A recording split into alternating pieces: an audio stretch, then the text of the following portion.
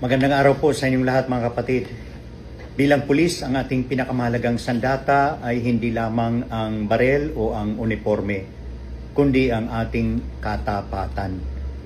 Ang pagiging tapat ay hindi lamang simpleng pagsasabi ng totoo, kundi ang pagiging tapat ay ang pagiging totoo natin sa ating tungkulin, sa ating panunumpa at higit sa lahat sa Diyos na nakakakita sa lahat ng ating ginagawa.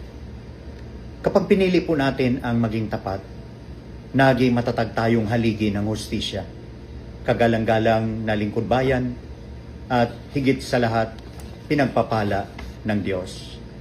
Sabi nga po sa Kawikaan chapter 10 verse 9, ang lumalakad ng matuwid ay lumalakad na panatag, ngunit ang liko, ang landas, ay nabubunyag.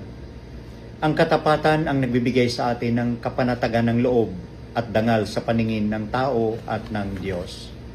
Kaya mga kapatid, piliin natin ang katapatan sa lahat ng pagkakataon, maliit man o malaki. Tandaan natin ang pulis na tapat ay pulis na kagalang-galang at pulis na pinagpapala.